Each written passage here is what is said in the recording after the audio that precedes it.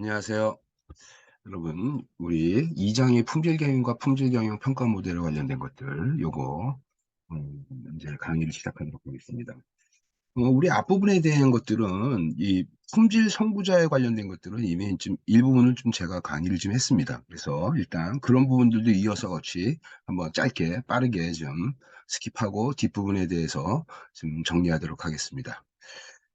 일단 우리 품질 선구자 슈아트 통계학자죠. 이게 그래서 품질에 대한 변동성을 강조하는 그러한 형태의 이 연구를 많이 했습니다. 그래서 품질의 변동성이라는 이 품질이 일관되지 않고 변동되는 그 원인이 무엇일까? 이것 때문에 이제 관련된 다양한 형태의 이 연구들을 얘기했어요. 대표적인 게 뭐가 있을까요? 관리도가 있겠죠. 관리도. 대표적으로 관리도법을 이제 만들어 놨던 거죠. 그래서 관리도에 대한 것들. 슈와트 하면 여러분들 통계적 품질 관리 이론의 토대를, 학문적 토대를 다 만든 그런 학자라고 할 수가 있어요. 그래서 어쨌든 뭐 이러한 형태, 이러한 샘플링 이론에 대한 것들을 전수조사가 아니라 부분이 전체를 대표한다라고 하는 샘플링 이론의 특징을 이제 실제 품질 경영에 적용한 그러한 연구자라고 할 수가 있습니다. 그래서 뭐 핵심적인 내용들, 관리도에 관련된 것들 여러분들 이거 중요한 거죠. 그래서 우리 슈와트에 관련된 것들은 일단 통계적 품질 관리 이론에 대한 토대를 만들고 그 중에서도 어떻게 돼요? 관리도하고 변동성에 대한 것들. 이 관리도가 여러분들 주로 무엇을 관리하기 위한 도구냐? 얘가 변동성을 관리하기 위한 것, 변동을 관리하기 위한 거죠. 그래서 변동은 어떻게 돼요? 두 가지 변동이 있죠. 우연적 변동과 우연적 변동과 조직적 또는 체계적. 음. 체계적, 이상적 변동. 여기서 말하는 것은 abnormal을 얘기하는 이상, 즉 정상적이지 않은 이상적으로 나타나는 그러한 변동. 이게 다 같은 말이에요. 이게 조직적 변동, 체계적 변동, 이상적 변동. 이러한 것들을 관리하기 위한 관리도가 바로 이러한 변동을 관리하기 위한 도구가 바로 관리도입니다. 그래서 이 관리도법을 만든 사람이 바로 슈와트고, 그다음에 이제 전수조사에서 샘플링 이론을 적용을 해가지고 통계적 품질 관리에 지대한 이론적 기반을 다 확고히 했던 그런 학자라고 할 수가 있습니다. 이 정도만 머릿속에 좀 정리를 좀 할 필요가 있어요. 그다음에 이제 슈와트에 대한 기본적 특징은 바로 뭐냐면은 관리의 초점을 사후 처리에서 사전 방지로 전환했던 거. 요거 아주 중요한 거죠. 그죠? 이게 바로 뭐예요? 이게 분량을 만든 상태에서 어떻게 돼요? 검수해가지고 얘를 수정하는 형태. 다리가 끊어져서 사람들이 많이 다칠 수 있다. 이것들을 다리가 끊어진 다음에 아는 거예요. 끊어지기 전에, 다리가 붕괴되기 전에 메인터넌스 활동을 좀 더 철저히 했으면 그러한 사후 비용을 줄일 수 있었을 텐데, 그러면서 이러한 리액티브, 즉 접근하는 리액티브의 억티 그 어프로치에서 얘가 이제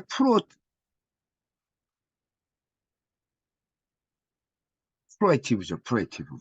예방 중심의 이러한 시스템으로 변화하는 겁니다. 그래서 공정관리도를 통해서 공정의 작업자들의 변동성의 특성을 각자의 작업에서 변동이 있다는 것을 골라내는 거죠. 이게 그래서 완제품을 만든 다음에 대응하는 것이 아니라 공정의 작업자들도 이것을 써서 공정의 변동성을 관리하기 위한 그러한 측면에서 이점이 있죠. 그래서 관리의 초점을 어떻게 되냐? 사후 처리, 리액티브죠. 여기서 어떻게 되냐? 사전 방지로 예방이죠, 예방. 예방에 집중하는 그러한 형태로 이제 우리가 바뀔 수 있다. 그 다음에 관리의 초점을 부품 결함에서 어떻게 돼요? 올바르게 일하는 통합적인 시스템으로 이제 확장하는 거죠. 요것도 되게 중요한 개념입니다. 이게, 그다음에 통계적 품질 관리에 대한 효시고 이론적 기반을 다 만든 그 통계학자입니다. 그죠? 2차 세계대전, 2차 대전 후에 일본의 품질 향상에 굉장히 중요한 기틀이 됩니다. 그래서 80년대 때 일본의 이 산업체의 이러한 전 세계 제조업을 대상으로 승승장구한 그 경쟁력의 기반이 바로 뭐가 되냐면 바로 SQC입니다.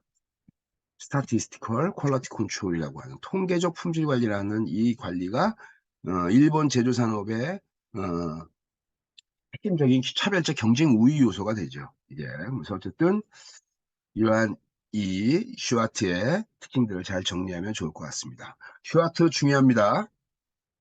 슈와트의 연구 파트너이자 제자였던 이 데밍이라고 하는 현대 품질 운동의 아버지입니다. 현대 진짜 유명한 품질학자를 뽑아라 그러면 바로 데밍이죠.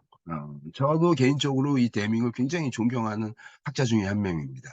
저도 이제 품질을 전공하고 이러한 그 연구를 하면서 데밍에 대해서는 굉장히 아주 본받을 점이 많은 그런 학자 중에 한 명이에요. 이게 그래서 기본적으로 슈와트와 같이 연구를 했던 파트너이자 제자이자 그러한 동료였기 때문에 기본적으로 데밍의 기본적인 어프로치는 바로 통계적 품질 관리, SQC 이론이죠. Statistical Quality Control이라고 하는 이 SQC를 갖고 이제 기본적으로 관리 기법의 기본을 바로 이제 SQC를 갖고 활용하는 거예요. 연쇄 반응이라고 하는 연쇄 반응 별표, 연쇄 반응이라고 하는 이 개념을 이제 도출을 했습니다. 그래서 2차 대전 당시 많은 기술자들한테 SQC 이 군수품에 대한 품질 관리 교육을 했고요.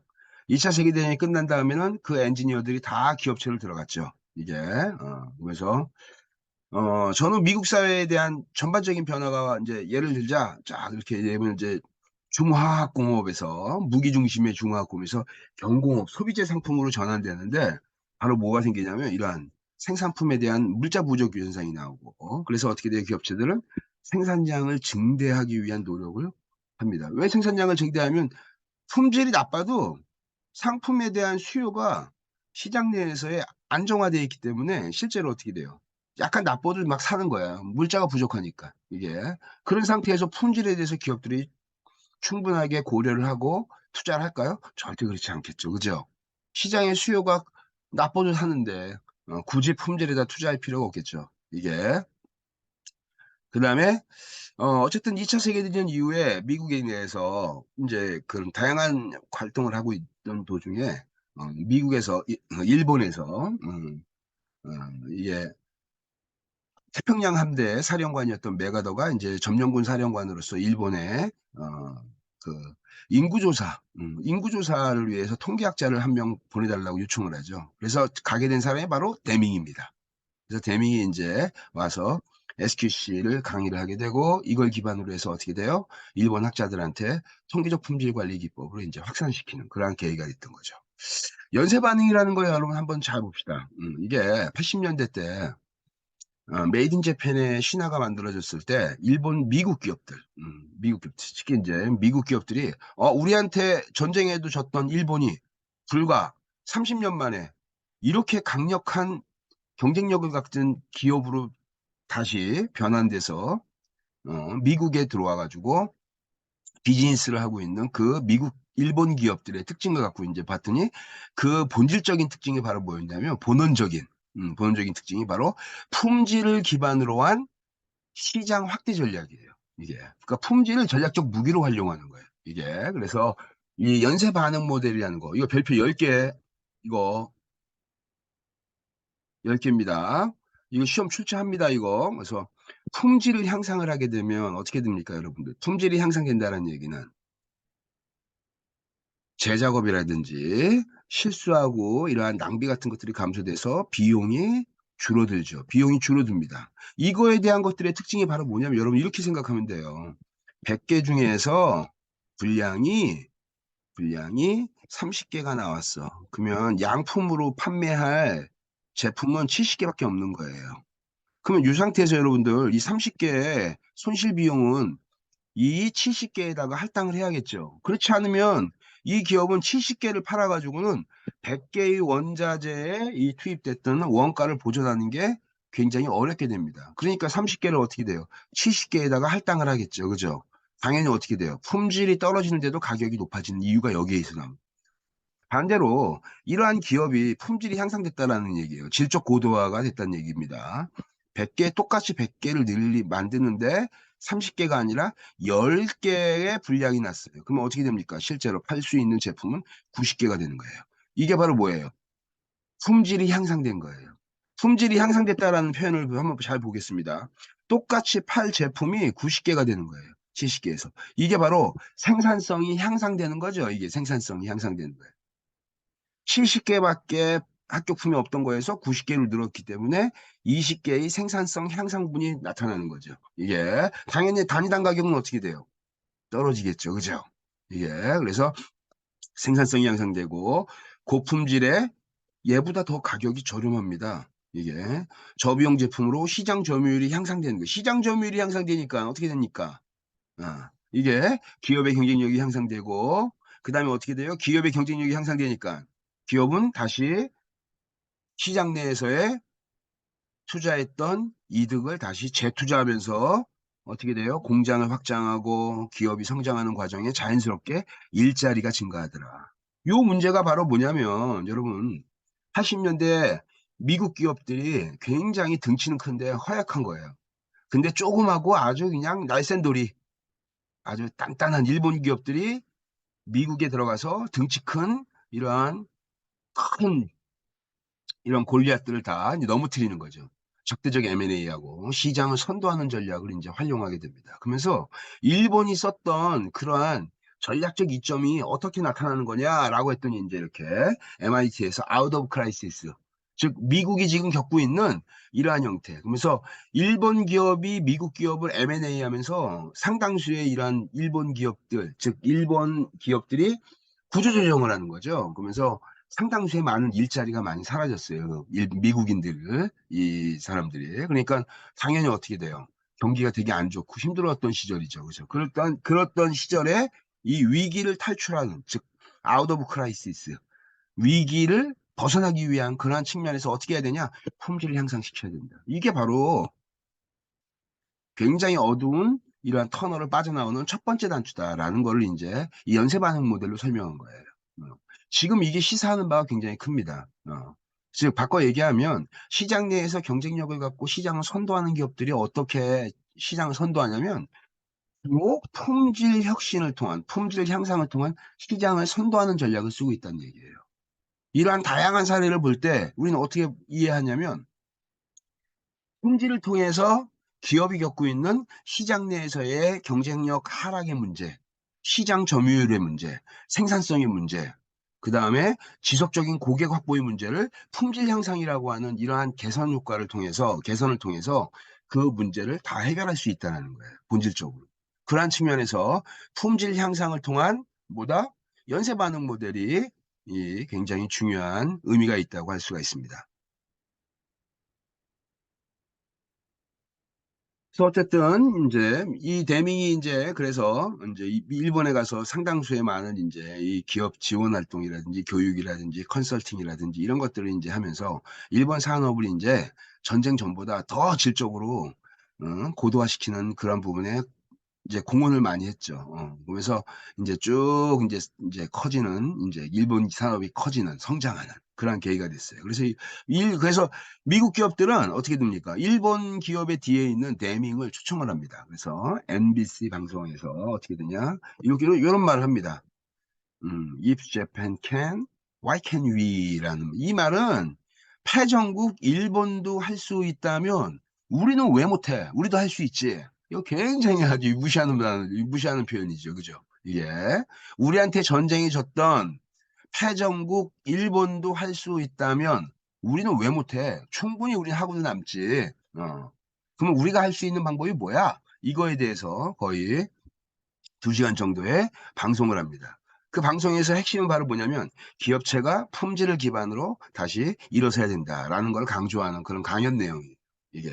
그래서 어찌됐든 이렇게 이제 그 누워있던 용이 이제 서서히 이제 일어서기 시작하는 거죠. 이게.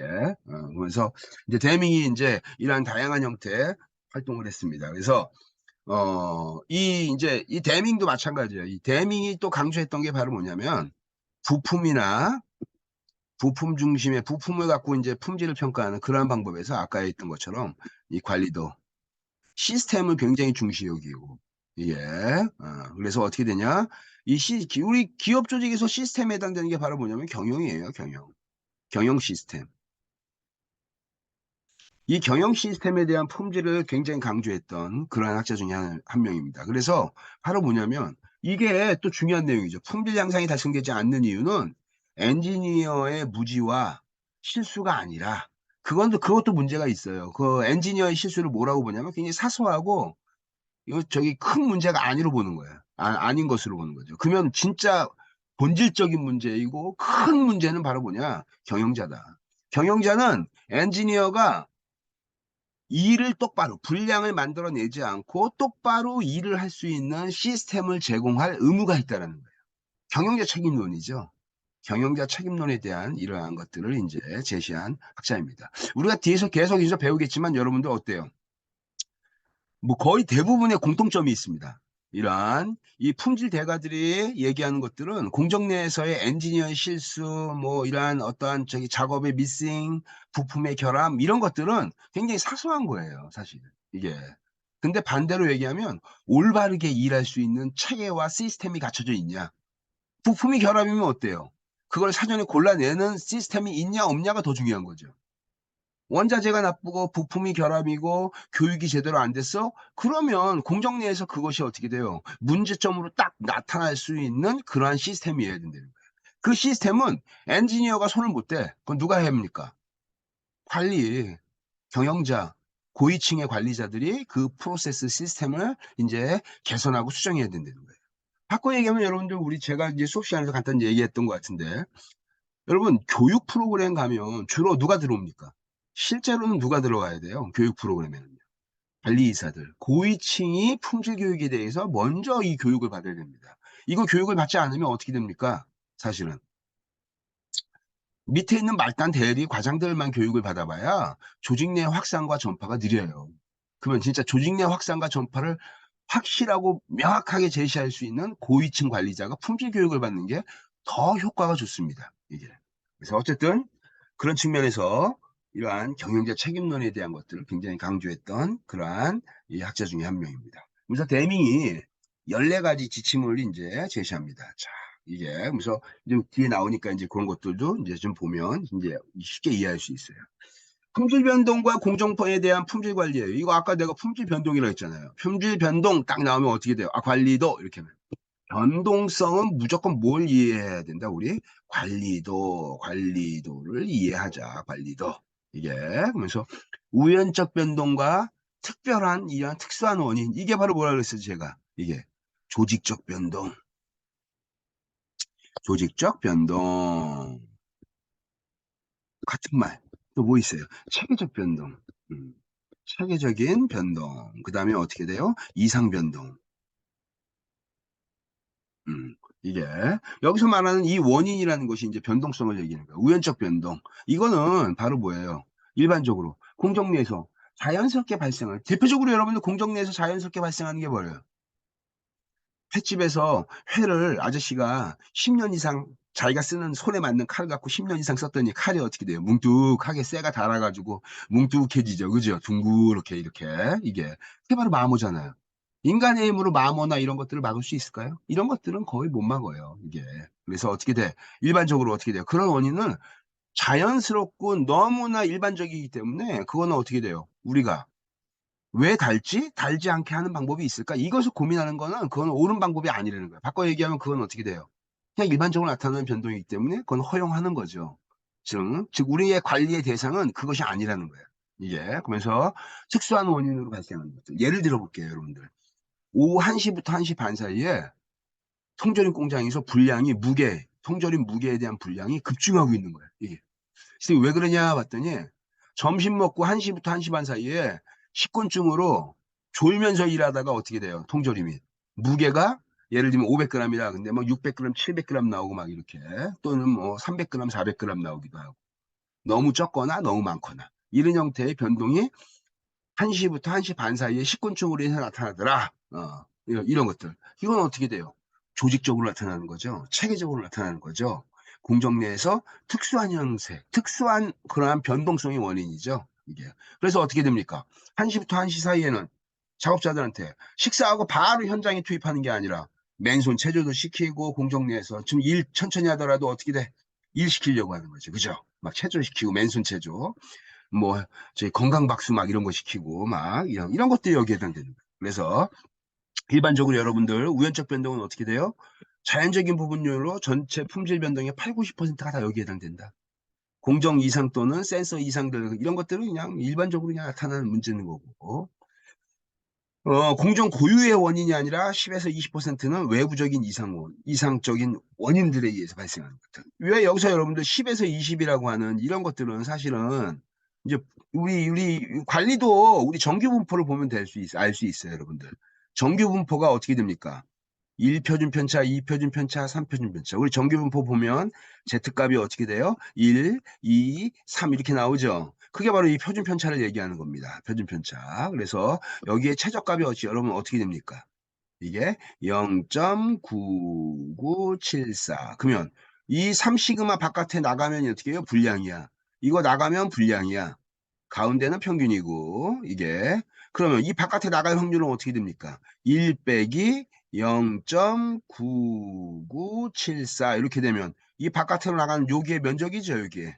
이게 그런 측면에서 본다면 어떻게 되냐? 당연히 0.9974니까 100개에서 얘기를 하면 100개에서 전체 여러분들 0.9974를 빼면 0.0026 이렇게 되겠죠. 100개 중에서 어떻게 돼요? 100개니까. 여기다 곱하기 100개를 하면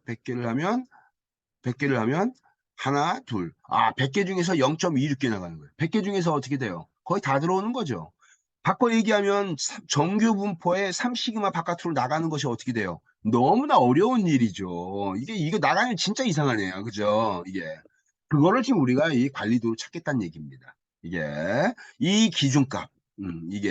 그래서 어쨌든 그런 측면에서의 특성을 이해하면 좋을 것 같습니다.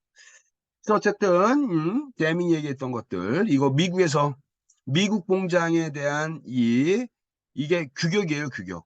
여기서부터 여기까지는 합격품.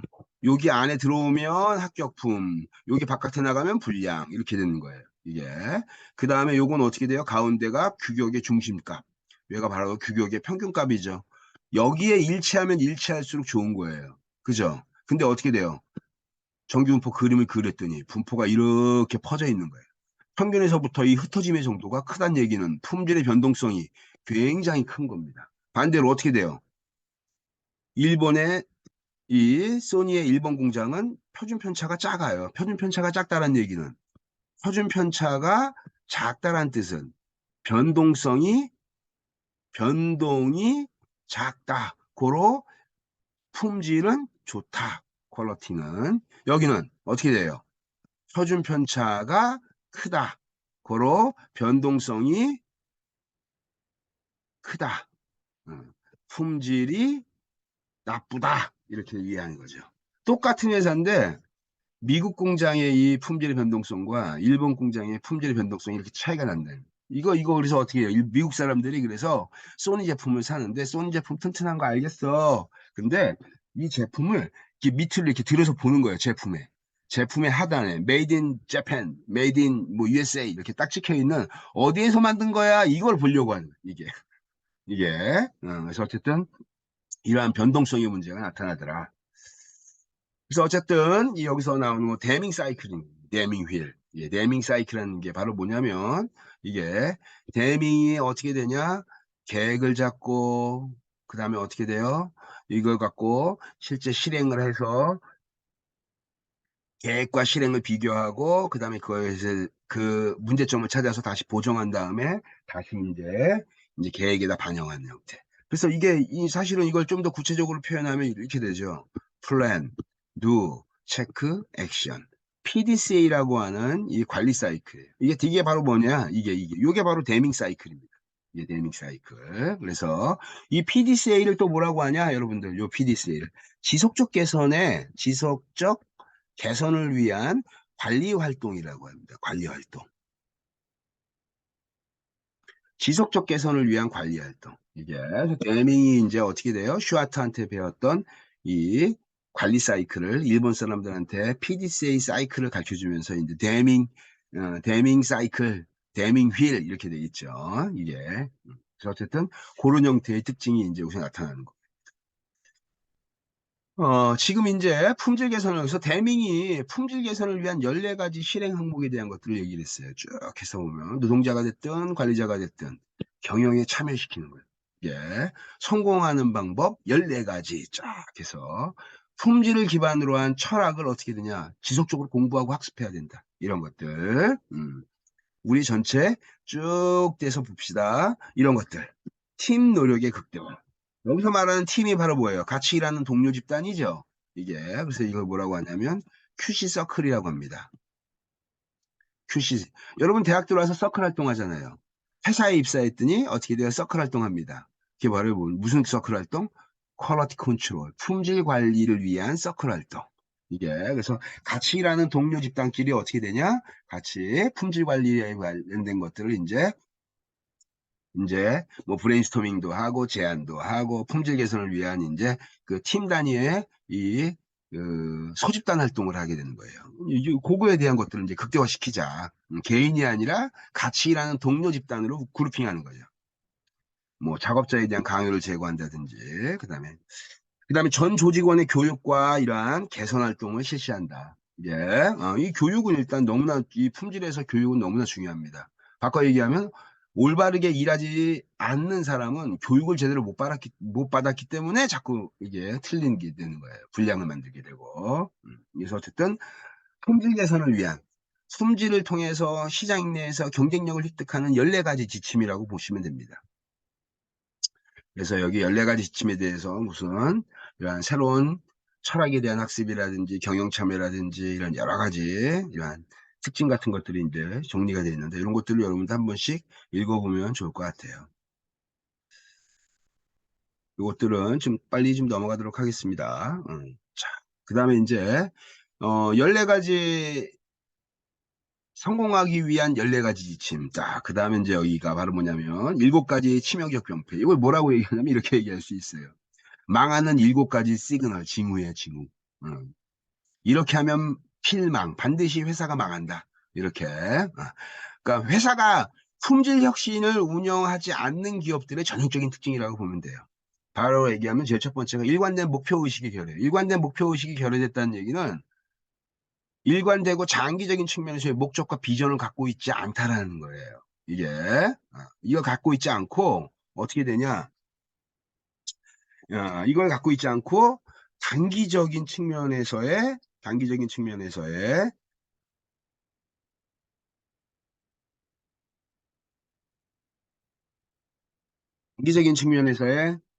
그러한 성과만 추구하는 단기 성과만 추구해서 체계적인 어떠한 목표와 이러한 방향성을 잃어버리는 거예요. 그러면 어떠한 방향으로 가냐? 돈이 생기는, 즉 이익이 생기는 방향으로 계속 기업 목표가 바뀌는 거예요. 이게 그러한 측면에서 어떻게 되냐? 일관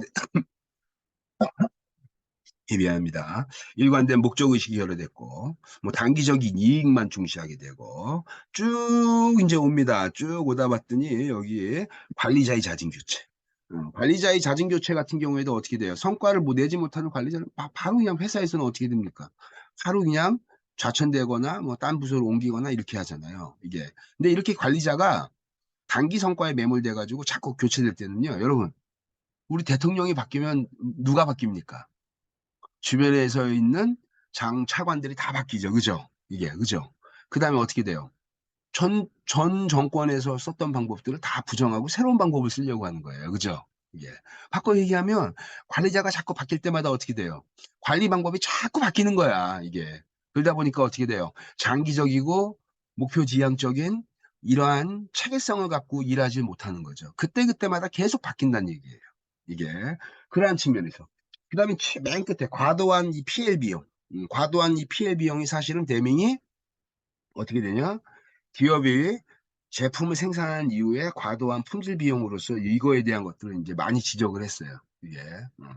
근데 사실은 이제 이 PL 비용에 관련된 것들은 사실은 어떻게 되냐면 최근에는 이게 어 이 PL의 보증의 범위를 공급자한테 더 좀 많이 좀 확대해야 된다.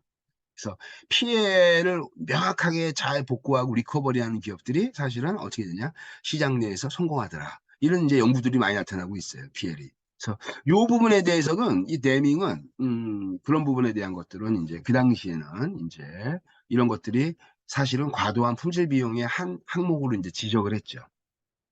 어쨌든 그런 측면에서의 특징으로 보면 될 것 같고 품질 대가들의 이제 품질 철학 세 번째가 이제 바로 주란입니다. 여러분 머릿속에 한번 해볼까요? 제일 첫 번째, 음, 어, 우리 앞에서 배웠던 우리 이 특징을 한번 쭉 보면 제일 먼저 배웠던 사람이 바로 위에 뭐예요? 슈와트죠. 그 다음에 데밍, 그 다음에 주란 이렇게 되는 거예요. 요 세 명이 어떻게 됩니까? 요 세 명이. 요게 SQC 이론에 대해서 아주 많은 공헌을 했던 학자. 한번 정리 한번 해볼까요? 학문적 토대를 다 만든 사람, 산업체에다가 보급한 사람, 집대성한 사람, 이론적 집대성.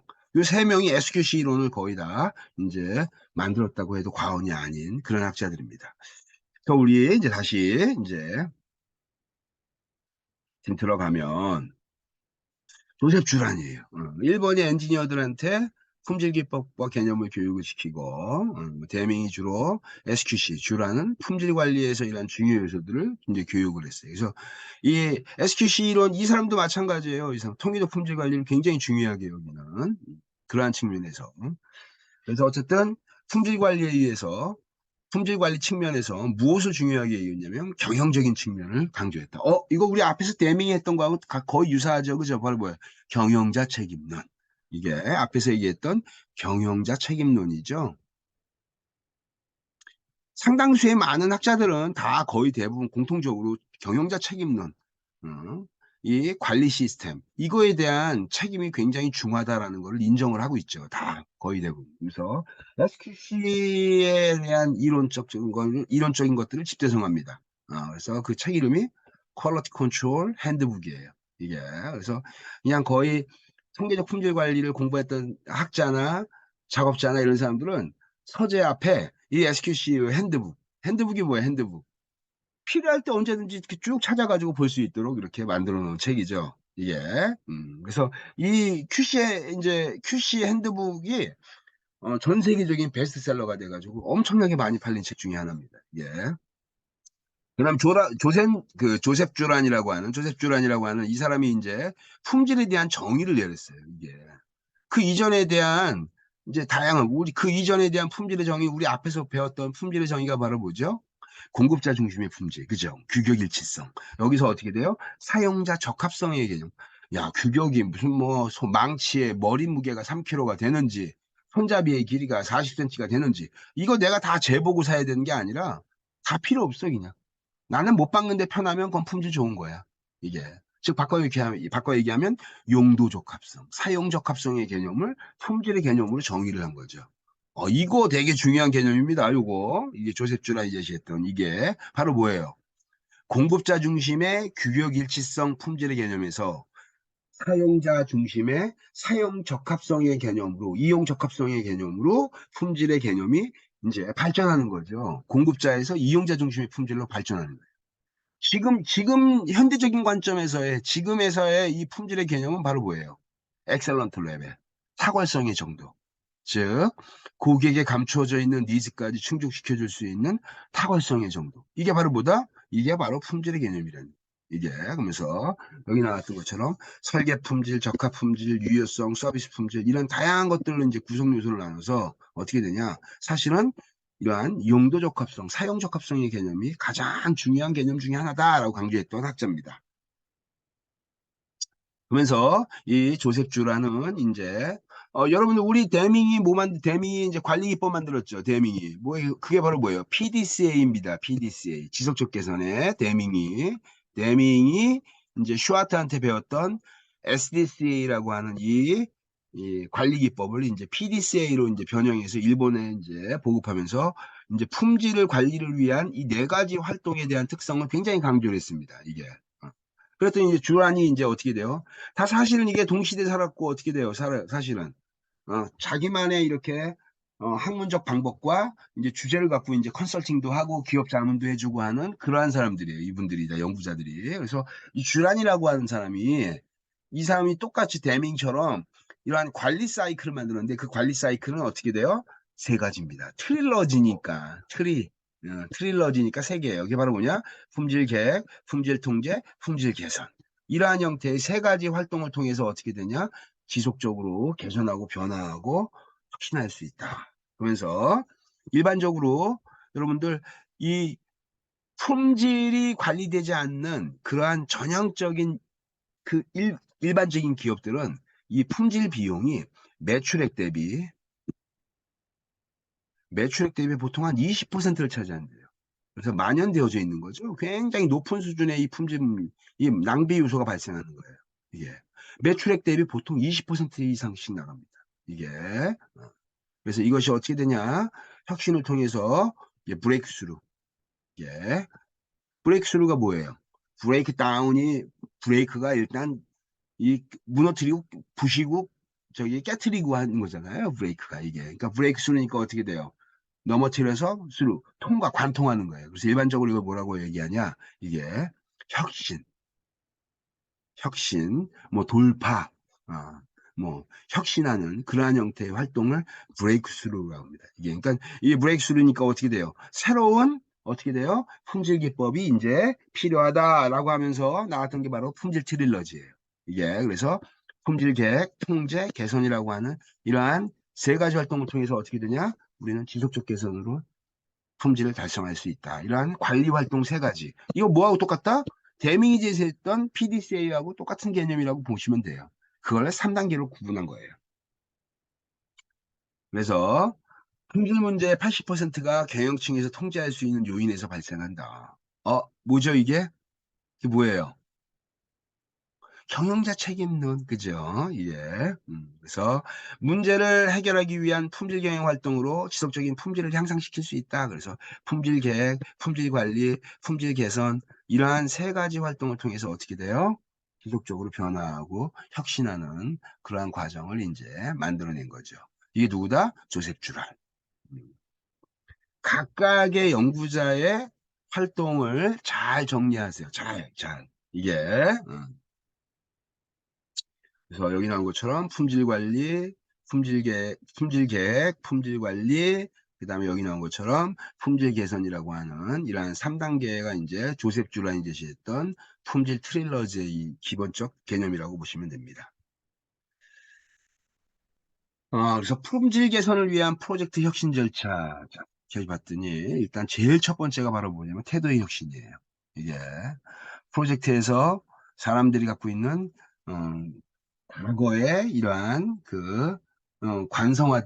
이 만연되어져 있는, 관습적이고 만연되어져 있는 일하는 방법. 이런 것들 탈피하기 위해서는 어떻게 되냐? 사고가 바뀌어야 된다. 사고가 바뀌고 두 번째 어떻게 되냐? 그 사고의 이제 변화를 통해서 어떻게 되냐? 태도가 바뀌어야 되고. 그래서 문제의 원인을 이제 진단하는데 수도 없이 많은 문제들이 나오겠죠. 그 중에서 어떻게 됩니까? 주된 요인을 뽑아내는 거예요. 이게 핵심 요인, 가장 비중이 높거나 다른 것의 원인이 되는 굉장히 중요한 핵심 원인을 이제 이 파레토로 분석을 해서 문제의 원인을 진단하게 되고, 그 다음에 어떻게 돼요? 대책 수립하고 효과를 확인하는 그러한 지식을 이제 확인하게 됩니다. 문제는 찾은 거 아니야, 그죠? 문제 원인이 나왔네. 그 원인을 어떻게 해결할까? 그것에 대한 이제 지식을 확인해야 되고. 그래서 어떻게 돼? 효과 유지를 위해서 통제를 실시하는 이러한 혁신적인 기법을 조직 내에서 어떻게 확산하고 관리할 거냐. 이런 것들이 이제 여기서 나오는 혁신 절차입니다. 그래서 그러한 측면에서 자, 그래서 이 조셉 주란이 또 강조했던 내용 중에 하나가 바로 뭐냐면 바로 품질 비용입니다. 주란 하면 또 굉장히 또 유명한 게 바로 뭐냐면 바로 여기 나왔던 큐코스트. 큐코스트. 예, 큐코스트는 여러분들 이건 너무나 중요하다. 큐코스트는 너무나 중요하다. 이게 반드시 이거 알아야 된다. 예방평가 실패비용. 실패비용은 다시 어떻게 돼? 사내 실패, 사회 실패. 이게 여기 과잉 속성과 기회 상실이라든지 이런 것들은 어떻게 돼요? 여러분들. 이게, 어. 이게 이제 조셉 주란이 제시했던 거예요. 여러분, 예를 들면 우리 이런 거 있죠. 뭐 볼펜이에요. 볼펜을 쓰는데 이 볼펜이 음성 녹음기 기능도 있고 그다음에 당연히 메모리가 들어가 있는 거예요. 그죠? 메모리가 들어가 있어서 필기하다가 녹음이 필요해 그러면 옆에 있는 버튼 뚝 누르면 강의 녹음도 되고 막 이렇게 딴 거 녹음도 막 되는 그런 게 보이스펜이에요. 이게 그런 기능도 있고 그다음에 이제 프레젠테이션 할 때는 어떻게 돼요? 이게 레이저 이제 포인터 역할도 이제 뒤에서 나오겠죠. 레이저 포인터를 쭉 쓰고. 그다음에 이제 당연히 어떻게 돼요? 메모리가 들어가 있어서 녹음이 되니까 거기다가 이어폰만 딱 이렇게 블루투스로 이어폰을 이제 딱 결합을 시키면 여러분들 이제 뭐가 나오냐면 바로 어떻게 되는 거예요? 음악도 들을 수, MP3 음악도 들을 수 있고 굉장히 다양한 형태의 용도가 있는 이러한 펜. 음. 여러분들 이런 펜 있으면 여러분 어때요? 여러분들 주로 뭐에 많이 써요? 그냥 필기구 아닌가 그거 그냥. 그래서 다양한 형태의 기능이 결합이 고객이 이것도 좋아할 것 같고 저것도 좋아할 것 같아서 다양한 기능을 제품에다 결합하면 기능이 추가될 때마다 여러분 제품 가격이 어떻게 될까요? 올라가죠? 이게. 근데 실제로 그것을 구매한 사람들의 특징을 봤더니 그 많은 다양한 기능 중에서 한두 가지 기능에만 주로 쓰고 나머지 기능 거의 안 쓴다는 거예요. 그게 바로 뭐예요? 그게 과잉 속성이에요. 그 과잉 속성은 어떻게 돼요? 제품에는 결합되어 있지만 어떻게 되냐? 고객으로부터 그 가치를 인정받지 못거나 고객이 주로 사용하지 않는 그러한 속성을 이제 거기다가 결합을 하면서 제품의 가격이 높아지고 그거에 만드는 비용 체계가 어떻게 되냐? 굉장히 이제 추가적으로 더 들어가게 되는 그러한 형태의 특성이라고 할 수 있어요. 그래서 여기서 말하는 이 과잉 속성이 바로 그런 속성입니다. 이게 그래서 어떻게 되냐? 이것들은 가치공학을 통해서 밸류 엔지니어링을 통해서 어떻게 돼? 필요한 기능만 집어넣고 나머지 기능을 다 분해해서 버리는 것들. 여러분들 우리가 제가 이제 얼마 전에 이제 뭐를 하다가 이제 그 비대를 이제 고장이 나가지고 이제 비대를 이제 설치하려고 이렇게 쭉 해서 봤더니 요즘에 비대를 다 사용자들이 설치를 한대요. 그냥 구매를 해서. 그래서 어 걱정되는 거야. 야씨 이것도 내가 했다가 망가뜨리는 거 아니야? 막, 그런 거 잘 못하니까. 그래서 어쨌든, 그러면은, 일단은, 유명 브랜드 걸 사자. 그래서, 이렇게 브랜드 걸 쫙 사가지고 딱 보니까, 이건 뭐, 끼고 버튼 누르고 뭐 하기만 하면 그냥 자동으로 될 수 있는 너무나 간단한 거네요. 예. 예. 근데 잘 봤더니, 거기서 이제, 그 회사에서 사용자들한테 기능성을 분석을 했는데, 여러분, 비대에서 나오는 그 바람으로 이렇게 건조시켜주는 그러한 그 송풍 기능이 있죠. 그 기능이 사실은 이용자들이 송풍 기능을 거의 쓰지 않는다고 하더라고요. 이게. 그러니까 바꿔 얘기하면 송풍 기능이 추가됨으로 인해서 가격이 굉장히 높아지는 거예요. 변기 앉아가지고 여러분들 물 말리려면 꽤 오래 앉아 있어야 되잖아요. 그죠? 그러니까 화장실에서 뭐 이렇게 오래 앉아 있어. 이게. 그러니까 사람들이 그걸 안 쓰는 거야. 근데 그 송풍 기능이 비대에 들어가게 되면 송풍 기능의 모터와 바람을 불어주는 뜨끈한 열바람을 이렇게 불어주는 그 바람의 기능이 굉장히 고비용이래요. 이게. 그래서 그 기능을 제거해버리면 어떻게 되냐. 비대 본연의 그러한 특징만 딱 들어가 있는 거예요. 예. 그것도 굉장히 또 어떻게 돼요? 그 기능이 들어가고 안 들어가냐에 따라서 가격에 또 어떻게 돼요? 변동성이 발생합니다. 이게. 그게 바로 뭐예요, 여러분들? 쓰지도 않는 기능인데 돈을 주고 산 거야. 과잉 속성이죠. 그러니까 이용자들이 이러한 가치공학 측면에서 이 행태 특성을 쫙 분석했더니, 비대에서 에어로 윙 쏴주는 뜨거운 바람 쏴주는 그 건조하는 건조 기능은 주로 사용자들이 사용하지 않더라. 그럼 그거 제거하자. 그랬더니 가격이 확 떨어지는 거예요. 이게. 그래서 그런 형태, 이런 것들을 바로 여기는 과잉 속성. 이게. 그다음에 또 이제 이 기회 상실 비용, 기회에 대한 상실 비용은요, 여러분들 이거 너무나 많은 다양한 비용들이 있어요, 여러분. 품질이 여러분 잘못된 제품을 사회 실패를 써가지고 나타나는 문제 중에 이런 문제가 있죠, 품질 비용에서 브랜드 가치 하락, 그다음에 신규 고객 창출 저해, 악의적 구전 효과 이런 거예요. 이런 것들이 다 뭐예요? 여기 기회 상실 비용이죠. 신규 고객을 더 확보할 수 있었는데 확보하지 못한 거예요. 왜? 제품 나쁘다고 악의적 구전 효과 일으키면서 굉장히 떠들고 다니는 그러한 특징들 때문에 어떻게 돼? 이러한 문제가 생기더라.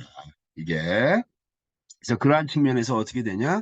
당연히 이러한 기회비용 같은 것들이 이제 추가적인 것들을 더 내가 추가적인 수익을 더 추가적인 매출액을 더 신규 고객을 더 할 수 있는 그 기회를 어떻게 돼요? 나쁜 이 품질로 인해서 상실하게 되는 거예요. 그죠? 그래서 이러한 기회비용.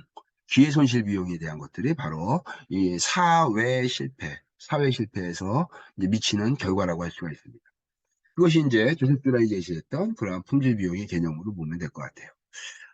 듀란 하면 어떻게 돼요? 아까 얘기했던 것처럼 품질 트릴러지, 이게 그 다음에 큐코스트, 경영자 책임론, 요 세 가지는 머릿속에 기억하자. 어, 파이겐바움, 이제 크로스비가 나왔네요. 크로스비. 이제 그 다음에 이제 나온 게 이제 바로 크로스비입니다. 그다음에 사용 적합성의 개념을 이제 이 사람이 바로 뭐냐면 이제 요구 적합성의 개념으로 바꿉니다. 즉, conformance인데 to requirement니까 어떻게 돼요? require, 즉 내가 요구하는 것에 야, 이거 제품이 이런 기능이 들어가면 참 좋겠다라고 하는데 그게 딱 들어간 기능이 나온 거예요. 그럼 어떻게 돼요? 그럼 품질 좋다는 거예요. 이게 품질은 우아하고 품격을 얘기하는 것이 아니라 어떻게 되냐? 요구 적합성이다. 내가 가졌으면 좋겠다라고 하는 그것이 기능이 결합되어져 있는 제품. 이게 바로 뭐예요? 이게 요구 적합성이 뛰어난 제품입니다. 요구 적합성이 뛰어난 제품은 이용자들의 요구에 그 기능을 추가해가지고 만든 공급하는 공급자의 그러한 노력이 반영된 제품이기 때문에 품질이 굉장히 높게 나타나는 거죠. 이용자들한테 높은 평가를 받는 겁니다. 그래서 그다음에 또 나오죠. 품질을 향상시키는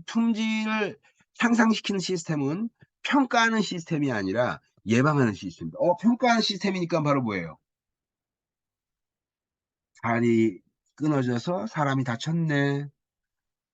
어? 이거에 대한 것들을 사전에 예방하는 시스템의 중심이 아니라 사후 처리에 집중하는 시스템.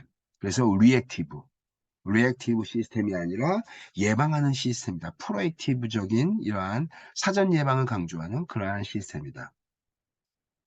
그러한 측면에서 어떻게 되냐? 이러한 특징이 나타나게 된다. 그래서 어쨌든 여기 나온 것처럼 이러한 평가 기준 같은 것들은 어떻게 되냐?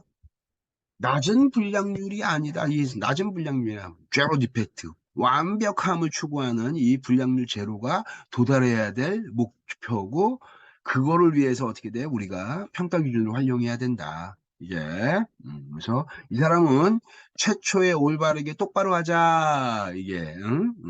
Do it right the first time 해가지고, 이러한 요 단어, 요거. 예. 그래서 검사가 아닌 다 만들고 검사하는 게 아니라 예방 중심적인 그러한 품질 활동을 강조했고, 성과의 표준은 무결점, 완전 무결, 제로 디펙트를 주장을 했습니다. 예. 그래서 데밍이 크로스비한테, 이건 이제 여담입니다. 데밍이 그래서 크로스비한테 뭐라 그랬냐면 치어리더라 그랬어요. 치어리더. 왜 치어리더라고 했냐? 대미 입장에서는 인간이 작업하는데 완벽한 그러한 품질이라는 것은 있을 수 없다라고 보는 거야. 즉 바꿔 얘기하면 어떻게 돼요? 품질의 변동성이 생기는 건 인간이 작업하기 때문에 당연한 거다. 라고 했는데 이 사람은 제로 디펙트. 품질은 어떻게 돼? 일정하게 쫙 완벽한 이런 형태, 일자로 변동성이 없고 이렇게 딱 일자로 되는 완벽함을 추구하는 것이 우리가 지향할 목표점이다라고 얘기하는 거예요. 그러니까 대밍이 뭐라 그랬냐면, 야, 도달하지도 못하는데 경기에서 우리가 지고 있는데 치어리더가 어떻게 돼요? 관람객들한테 VICTYY 이겨라 하면서 막 어떻게 돼? 힘내 이거하고 똑같다라는 거예요. 이게 경영자들하고 관리자들한테 도달할 수 없는 제로 디펙트라는 목표를 분명히 안 될 거 알면서 힘내 막 이렇게 해서 계속 구호를 외치고 독려한다는 거예요. 그래서 데밍은 이 크로스비한테 치어리더라고. 이게 되게 모욕적인 얘기죠. 그죠? 이렇게 얘기해준. 이게, 그러면서, 품질의 척도는 우리 회사의 품질의 수준은 얼마야? 품질의 수준이 어떻게 돼? 이걸 평가하는 척도는 품질 비용이에요. 일반적으로 이 품질 비용은 어떻게 계산하냐?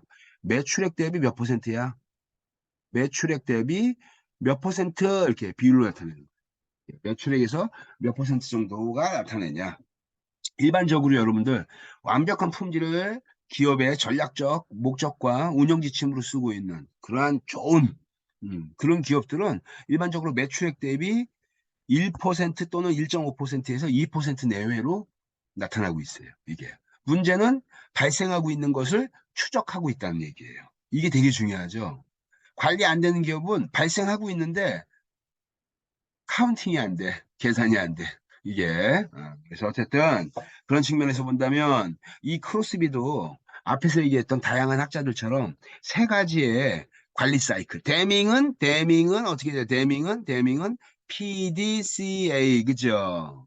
그 다음에 조셉 주라는 트릴러지. 이 사람은 백신, 품질 백신. 컨설턴트예요, 다. 이 사람들이. 컨설팅을 해주는, 기업체 자문해주는 사람들이라 자기만의 무엇을 만들고 싶은 거야. 그래서 이 크로스비는 결의 교육 실행이라고 하는 이 세 가지의 이러한 품질 백신을 갖고 어떻게 돼요? 이게 일종의 뭐예요? 관리 사이클이죠, 이게. 관리 사이클입니다, 이게. 이 관리 사이클을 이제 주장을 했죠. 연구자마다 다 똑같은 개념이에요, 사실은. 근데 이 조금씩 말을 좀 바꾸는 거죠. 앞에 있던 트릴러지를 이제 품질의 백신으로 바꿨습니다. 그래서 결의, 교육, 실행 이러한 것들을 품질의 3요소로 이제 활용한 거예요. 그래서 품질 백신은 어떻게 되냐? 다음과 같이 이렇게 결정을 하고 변화를 하기 위해서는 어떻게 돼요? 우리 앞에서 뭐라 그랬죠, 여러분들? 마인드셋을 바꾸는 거 되게 사고와 이 마음가짐을 바꾸는 거 되게 중요하다 그랬죠. 크게 여기서 이제 뭐라고 하냐면 이제 결의에 대한 특징으로 하는. 그래서 교육을 하고 실행으로 옮기는 이러한 형태의 3단계를 품질 백신의 그러한 특징으로 이제 구성해서 이제 다양한 이제 교육 프로그램에도 참여했습니다. 크로스비도. 그래서 품질 경영의 이러한 추진 프로그램을 이제 운영을 했어요, 이분이. 그래가지고 이 품질 경영 성숙도 모델, 퀄리티 매니지먼트, 매추리티 그리드.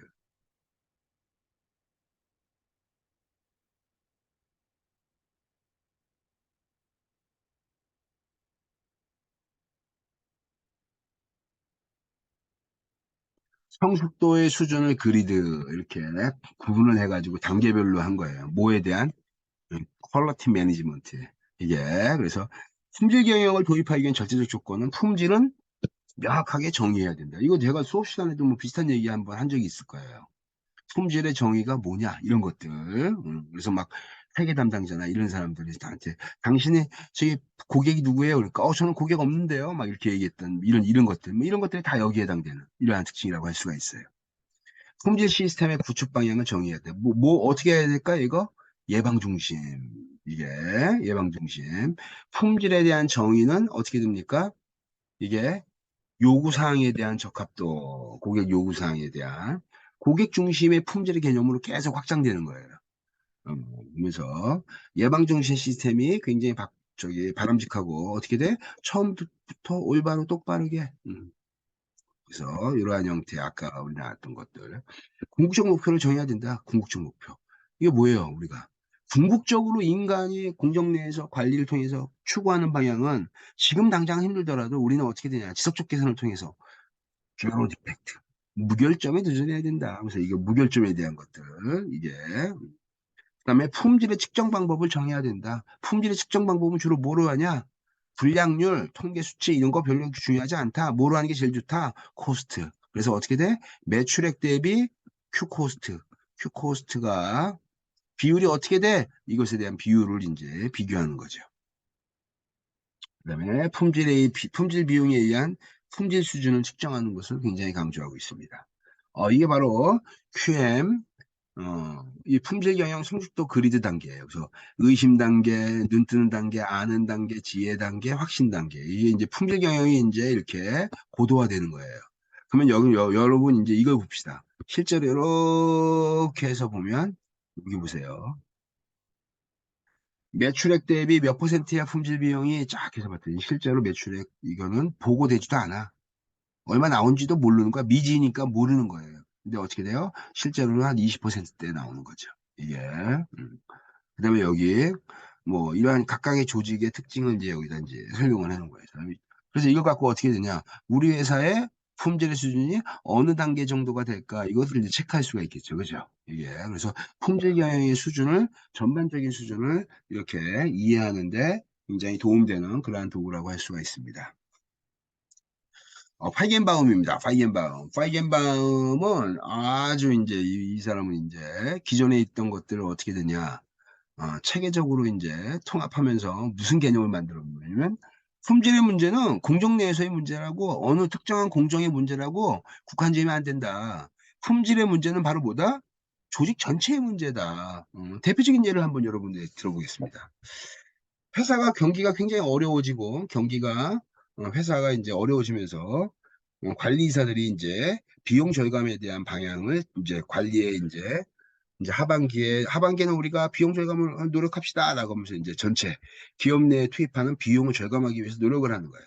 이게 예를 드는 겁니다, 지금. 그랬더니 보면서 제일 첫 번째가 이제 어떻게 돼요? 회사에서 구매하는 구매 단가를 낮추기 위해서 노력하는 거예요. 구매 단가가 사실은 상당 부분에 이제 이게 구매 비용이니까 부품이 됐든 원자재가 됐든 뭐 이걸 구매하는 상당수의 많은 이제 비용을 이제 절감을 하게 되면 지금 세이브 시키면 거기서 이제 큰 돈이 이제 비용을 줄일 수 있으니까. 그래서 관리이사들이 기업의 전략적 방향성은 비용 절감. 고로 제일 첫 단계가 바로 뭐였냐면 구매 단가를 조정하자 이거예요. 그래가지고 쫙 해서 봤는데 구매 단가를 조정할 수 있는 그러한 측면에서 보니까 이 조정이 쉽지가 않죠. 그죠? 이게 빠듯하게 이윤이 빠듯하게 해가지고 납품을 하기 때문에 중소기업한테 뭐 가격 후려치기로 그냥 이렇게 프레싱 누를 수도 없고 이러다 보니까 어떻게 돼요? 저렴한 부품으로 단가가 좀 저렴한 부품으로 부품을 변경하는 거예요. 그래서 구매가는 어떻게 되냐? 10,000원에 들어오던 예를 들면 10,000원짜리의 부품을 기존에 있는 것보다 좀 또 다른 저렴한 부품으로 8,000원짜리 부품으로 개당 2,000원을 줄여가지고 8,000원짜리 부품을 구매하게 된 거예요. 왜? 비용 절감해야 되니까. 기능적인 특성에 이런 것들은 크게 문제가 없는 것 같아요. 바꿔도. 그래서 그냥 바꿔가지고 공정 내에서 들어왔더니 실제로 완제품을 만들어 봤더니 거기서 이제 공정 내에서 이제 그 부품에서 불량이 생기는 거예요. 이게. 그러면 여러분들 10,000원짜리 쓸 때는 그 부품에 대한 공정의 에러가 발생 안 했는데 8,000원짜리의 제품을 쓰니까 작업하거나 이거를 공정 내에서 작업하면서 불량이 자꾸 발생하기 시작하는 거예요. 이건 누구의 문제입니까? 현장에서 작업하는 엔지니어의 문제라고 할 수 있을까요? 엔지니어가 일단 잘 못하기 때문에 어떻게 돼요? 불량이 생겼다라고 보면 1차적인 책임은 공정 내에서 엔지니어의 문제로 볼 수 있어요. 그죠? 이게. 근데 그 문제는 10,000원짜리 부품 쓸 때는 그 문제 별로 나타나지 않았던 문제야. 이게. 바꿔 얘기하면 저가의 질 나쁜 부품으로 교체하면서 공정의 불량률이 높아졌다는 거예요. 이게. 이 결론에 의하면 공정 내에서 작업자들은 기존과 똑같이 일을 했었는데 불량률은 증가했어. 이 원인은 공정 내에서도 일단 문제는 캐치를 한 거죠. 공정 내에서 작업자들의 문제는 일단 1차적으로 문제가 이제 피할 수 없는 방법이지만 그것이 공정 내에서 작업자들의 문제로만 딱 국한할 수 있냐? 그렇지 않다는 거예요. 바꿔 얘기하면 이 문제의 시작은 어디서 시작된 거냐? 구매부서죠. 구매부서를 찾아가요. 구매부서에 가서 어떻게 돼? 왜 10,000원짜리 부품 예전에 쓰던 거 구매 안 하고 8,000원짜리 질이 떨어지는 부품을 공급해서 공정 내에 공급했습니까? 그거로 인해서 불량률이 급증합니다. 부품의 질적인 부분이 생산품의 완제품의 불량률을 높이고 있어요. 라는 얘기를 할 수가 있는 거예요. 그러면 구매부서는 잘못했죠. 그죠? 그럼 구매부서는 바꿔 얘기하면 이거의 결정은 어떻게 결정된 거냐? 위에 있는 관리이사가 어떻게 돼요?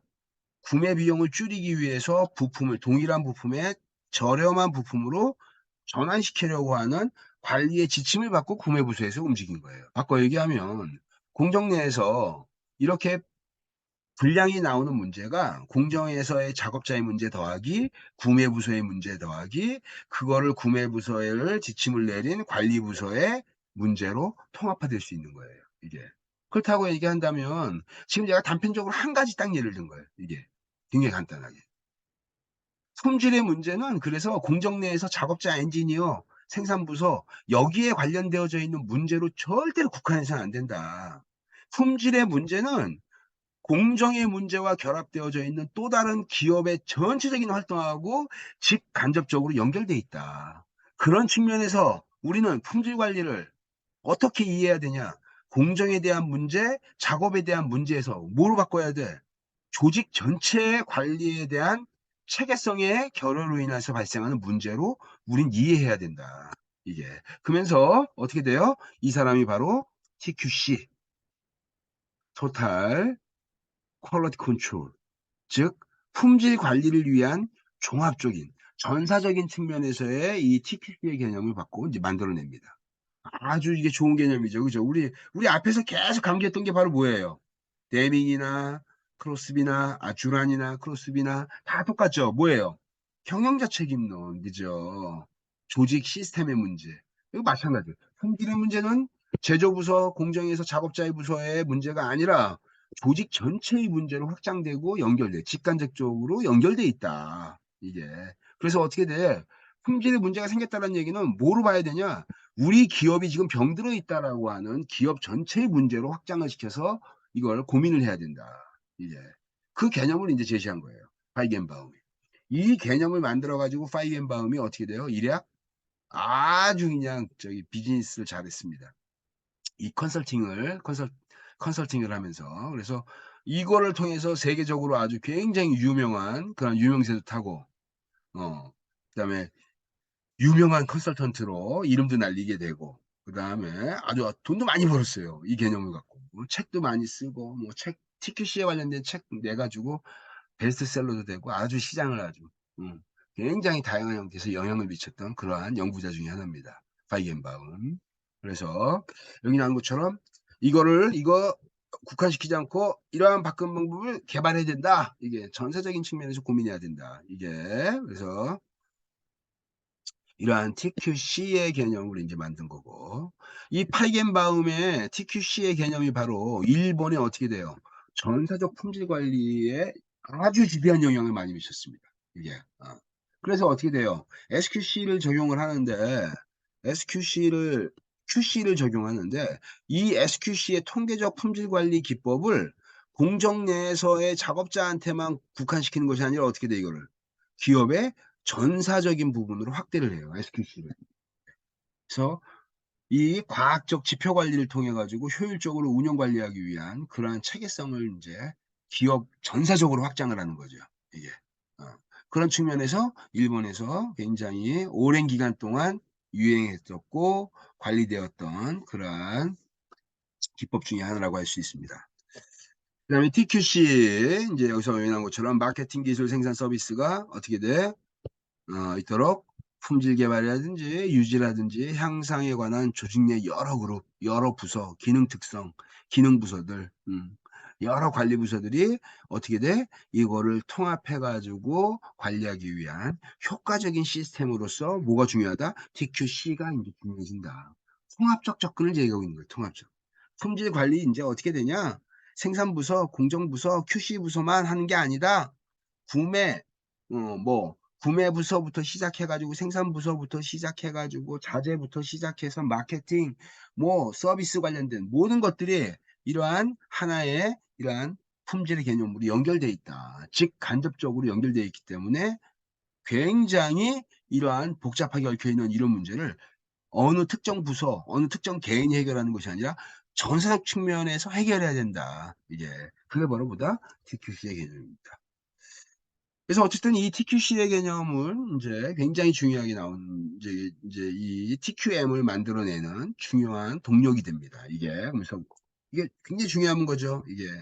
아무리 인터넷 이 비즈니스가 발달되고 모바일 비즈니스가 되고 4차 산업혁명이 발전해서 스마트 팩토리가 일반화되고 하는 시대가 오더라도 어떻게 되냐. 제일 중요한 건 바로 뭐다? 시장 내에서 고객에 의해서 뭐가 결정된다? 품질이 결정된다는 이 의미. 이거는 아무리 비즈니스 환경이 변하고 진화하더라도 절대로 어떻게 된다? 변화되지 않을 진리라고 생각합니다. 이게 봅시다. 이게 바로 인제 바로 뭐냐면 여러분들 가오루 이시가와라고 하는 여러분 우리 여태까지 다 서양 사람들만 다 공부했어요. 그죠? 품질. 품질에 대해서 서양의 슈아트부터 시작해서 서양의 학자들을 다 지금 배웠는데 아시아를 대표하는 품질학자 한 명 꼽아라 그러면 가오루 이시가와. 굉장히 일본의 명문가의 자손이고 이 일본의 산업 중후기 때 일본의 산업을 글로벌 수준으로 끌어올리는데 지대한 영향을 미쳤던 두 명을 꼽아라 그러면 한 사람은 데밍, 한 사람은 일본인이었던 가오루 이시가와. 이 사람. 그래서 일본인한테는 굉장히 존경받는 그러한 품질학자입니다. 그래서 JUS, 주스라고 합니다. 주스라고 하는 이 단체의 회장도 맡았어요. 이게 바로 뭐냐면 Japanese Union Scientist and Engineer, 과학자 기술자 연맹이에요. 지식인 그룹이에요. 일본을 선도하는 지식인 그룹의 회장도 맡으면서 일본 내에서 품질 운동에 대한 다양한 형태의 이러한 기법도 개발하고 다양한 형태의 도구도 개발해서 활용하게 하는 그러한 그 공헌한 그런 학자라고 볼 수가 있습니다. 2차 세계대전 후에 일본의 이 산업체 전체의 품질 수준을 향상시키는데 지대한 공헌을 미쳤다. 예. 그래서 여기 있는 것처럼 뭐 품질 기능 전개, QFD라든지 특성 요인도에 활용한 그러한 다양한 방법들을 제시하고 있습니다. 여기서 특성 요인도라고 하는 우리 나중에 뒤에서 배울 거예요. 이게 어떠한 원인이 나왔다. 원인이 나왔다. 그러면 그 원인이 생선 머리로 오고 생선 머리로 오고 이게 그 생선 머리에 해당되는 원인을 해결하기 위한 뭐예요? 4M. 그래서 이걸 1, 2, 4M이라고 합니다. 대밍은 1, 2, 4M이라고 하는 것들. 예를 들면 여기 품질 경영 수업이 예를 들면 뭐 품질 경영 수업에 집중이 안 되는 이유. 자, 그랬더니 너무 어려워요. 그러면 여기가 어려워요. 수업이 너무 어려워요라고 하는 게 여기에 딱 머리로 오는 거예요. 이게 그러면은 그게 1, 2가 되겠죠. 어떤 환경적 결과를 만들어내는 변동성에 영향을 주는 요인들 4M, man, machine, material, method. 그래서 이 4M이라고 합니다. 이거를 man, machine,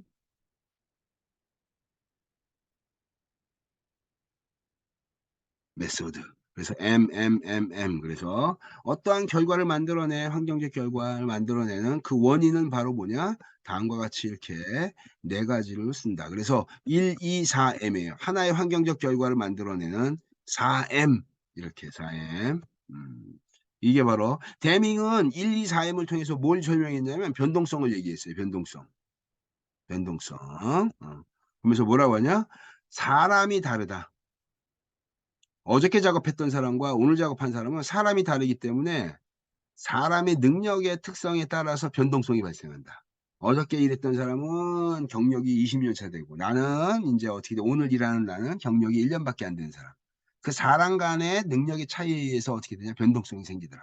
두 번째, 기계가 완벽하지 않다. 기계도 변동성을 갖는다. 이게 그다음에 자재. 예를 들면 우리 꽁치 통조림 공장이야. 근데 어떻게 돼? 어저께 들어왔던 꽁치의 자재와 오늘 들어오는 꽁치의 자재의 이 무게와 이 굵기가 다 다르겠죠. 그죠? 똑같을 수가 없죠. 생물이니까. 이게 그래서 어떻게 되냐? 메테리얼에 대한 변동성이 뭘 만든다? 이게 원인은 어떠한 예측하지 못한 그러한 결과를 만들게 되더라. 그다음에 또 하나는 일하는 방법, 메소드. 이게 그래서 이러한 네 가지 MA에서 하나의 환경적 결과가 만들어지더라. 이것들을 이제 이렇게 그림으로 그린 거예요. 그래서 특성 요인도 되고 이거를 또 여기 있는 cause and effect 다이어그램이니까 원인 결과 도표. 여기 있는 영어 그대로 하면 어떻게 돼요? 원인 결과 도표예요. 원인 결과 도표 같은 말이고 이게 생긴 게 어때요, 여러분들? 생긴 게 생선 모양처럼 생겼죠. 생선 모양처럼 이렇게 꼬랑지 이렇게 그리고 이게 생선같이 생겼잖아요, 그죠? 그래서 이거 뭐라 그래요, 이거를 생선 모양같이 생겼으니까 특성 요인들을 PC본, PC본 차트, PC본 차트라고 합니다. 이게 원인 결과 도표, 특성 요인도 이런 것들이 다 똑같은 말인 걸 지금 단어만 바꿔서 쓰는 거예요. 그래서 어쨌든 그런 측면에서 이시과는 기여점이 많다. 볼즈하고 헐먼드라고 하는 사람이 품질 경영에 대한 연구를 이제 논문을 쓰면서 거기서 이시가와의 품질의 개념을 이제 요약을 했는데 다음과 같은 6가지로 이제 딱 요약을 했어요. 제일 첫 번째가 바로 뭐냐면 조직 전체를 통해서 지속적인 품질을 개선을 추구한다. 두 번째, 남을 비난하지 말고 문제를 시정한다. 남을 비난하지 않고 문제를 시정한다는 얘기는요. 이게 공정 내에서 이런 문제가 너무나 심각하게 많이 생깁니다. 난 똑바로 했는데 제가 잘못해서 내 제품이 불량된 거야. 내 잘못 없어. 이렇게 되는 거예요. 이게. 그러니까 서로 간에 공정 내에서 누구의 잘못이냐를 따지다가 굉장히 혼란스러워지기도 하고 이제 시끄러워지기도 하니까 비난하지 말고 내 거하고 관련되어 있던 모든 문제는 다 내 거다. 이게 이렇게 어, 제조업체 또는 서비스업체 상관없이 어떻게 돼? 뭐를 품질 향상을 저해하는 원인을 찾고 이거를 끝까지 추적해가지고 어떻게 한다? 개선시킨다. 지속적 개선에 대한 개념입니다. 내부 고객과 외부 고객. 내부 고객이 누구예요? 종업원들. 외부 고객 엔드 유저. 고객의 욕구를 공정이나 최선협을 통해서 만족시키는 것이 굉장히 중요하다. 그 다음에 모든 낭비는 전부 제거한다. 낭비 요소. 바로 이거 씁시다. 유무형의 생산성과 효율성을 저해하는 모든 요소들. 이게 뭐가 된다? 바로 이 낭비 요소에 해당된다. 그래서 공정 내에서 어떻게 되냐? 이 시간은 이 낭비 요소를 줄이는 거를 1차적으로 굉장히 중요한 기업의 관리 활동 중에 하나로 이제 보게 됩니다. 나무처럼 뭐 혁신적인 이러한 품질을 통한 이 혁신 분위기를 조성한다. 이런 것들이 이제 중요한 이시가가 강조했던 내용이라고 할 수가 있어요. 그래서 품질 대가들의 품질 철학에 대한 것들 정리 한 번씩 꼭 한번 해보기 바랍니다. 그 다음에 이제 국가 품질상에 대한 MB 모델에 대한 한번 이 특징을 한번 보도록 하겠습니다, 여러분들. 이게 마이컨 볼드리지 내셔널 퀄리티 어워드 MBNQA예요, 여러분. 이 MBNQA는요, 여러분들 어때요? 여러분들 MBNQA는 이거 내가 수업 때도 한 번씩 얘기했던 것 같은데 이 MBNQA는요, 마이컨 볼드리지라고 하는 사람이 사람 이름입니다. 레이건 대통령의 바로 뭐예요? 이 선거 참모 중에 하나고 기업들한테 펀딩 받아오는 즉 기업의 정치 자금을 기부금을 받아오는 사람이었어요. 마이컨 볼드리지. 그래서 레이건 대통령이 이제 어떻게 됩니까? 대통령이 돼가지고 이제 어떻게 돼요? 이 마이컨 볼드리지가 상무국 의장이 되죠. 이게 그래서 이걸 갖고 이제 어떻게 되냐? 마이콘 볼드리지 국가품질상 제도를 이제 수상 제도를 만들어서 기업체들 여기 참여해 주세요라고 하면서 기업체를 다니면서 막 독려 활동하고 기업체가 품질을 강화해야 된다 이런 것들을 이제 기업체 다니면서 상무국 의장이 이제 어, 독려 활동을 합니다. 이게 독려 활동을 하는 과정 중에 이제 마이콘 볼드리지의 또 세컨 잡이 있었는데 그 세컨 잡이 바로 뭐였냐면 프로 로데오 선수예요. 진짜 프로 선수. 그래서 로데오 게임 나갔다가 상무국 의장이 나이가 좀 제법 있을 법하잖아요. 이게. 근데 이 로데오 게임 나가가지고 현장에서 타다가 이제 밟혀가지고 이제 사망하셨어요. 이게. 그래서 비보를 듣고 레이건 대통령이 영원히 네 이름을 내가 거기서 잊혀지지 않게 해주겠다라고 해가지고 어떻게 돼요? 원래는 NQA예요, NQA. 내셔널 퀄리티 어워드였는데 여기다가 친구 이름을 집어넣은 거예요. 그래서 이거 줄여가지고 어떻게 되냐? MBNQA가 나온 겁니다. MBNB가 이제 바로 그 MB가 됩니다. 이게 상무국 의장 장관의 이름이죠, 이게. 그래서 이제 1900 이제 그 지금까지도 계속 매년 MB상을 이제 수상을 해 오고 있어요. 그래서 7가지의 이제 평가 항목, 이게 7가지의 평가 항목을 기본적인 핵심 가치로 보는 거예요. 이게. 그래서 여기 나온 것처럼 리더십 3요소, 그 다음에 성과 3요소, 그 다음에 이 리더십과 성과 3요소의 기반이 되는 측정 분석 및 지식 경영이 바로 이 7가지가 바로 핵심 가치입니다. 이게.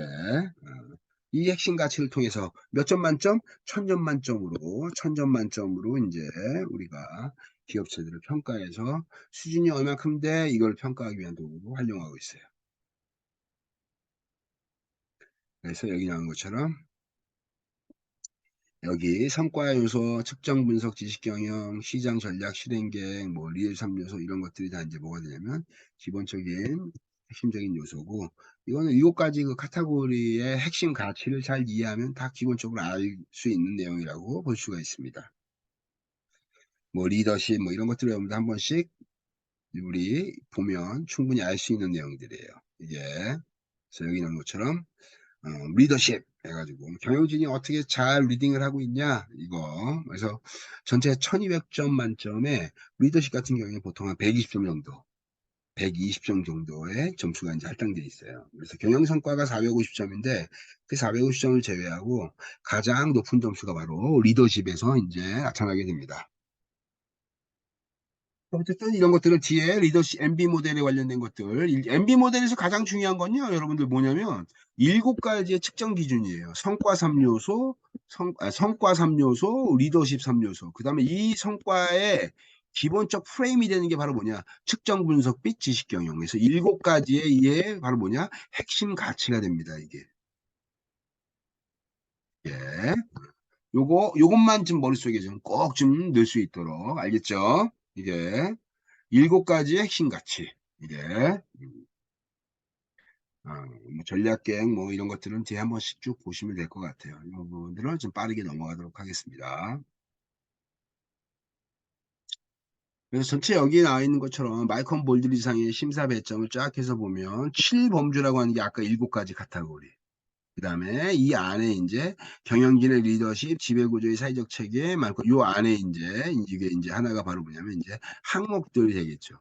요것들이 항목을 쭉 해서 보면 여기 나온 것처럼 인제 범주 밑에 있는 17개 항목이 인제 나오고 세부 평가 항목 같은 게 또 있어요, 밑에 쭉 다. 이것들이 인제 또 구체화돼서 나오겠죠. 그래서 어쨌든 일반적으로 말콤 볼드리지 상은 미국 내에서 비즈니스를 하고 있는 제조업, 서비스업, 중소기업, 교육, 병원, 그다음에 비상업적 기관. 그러니까 예를 들면 공공기관, 수익기관이 아닌 그러한 non-profit, 퍼블릭이죠, 퍼블릭. 이러한 형태의 이러한 기관들에 대해서 어떻게 되냐? 시상제도를 운영하고 있어요. 그래서 그런 측면에서 본다면 거의 대부분의 기업체들이 분야별로 쪼개가지고 이제 MB상을 수상제도를 운영하고 있다고 보면 됩니다. MB에 이제 여러분 이렇게 하면 우리 MB가 얼마나 중요하냐? 그러면 이 MB를 통해서 전 세계 품질상이 이제 거의 통합화됐다고 보면 돼요, 여러분. 제일 초기에 이제 품질상은 바로 뭐냐면 1950년대 나왔던 대밍상입니다, 대밍상. 대밍상이 인제 나오고 그다음에 쭉 뭐 여러 가지 인제 오다가 인제 어떻게 되냐? 인제 MB상이 인제 MBNQA가 인제 80년대 때 인제 80년에 바로 인제 우리 시행이 되죠. 예. 그래서 MBNQA가 인제 80년대 때 초반에 이것이 확산되고 일본 미국 내에서 비즈니스가 인제 이것에 관련된 기업들이 참여하게 되면서 MB 모델이라는 게 만들어져요. 이게 만들어져 정착한 이후에 인제 이게 영향을 미친 게 있어요. 그게 바로 우리나라 KNQA. 예.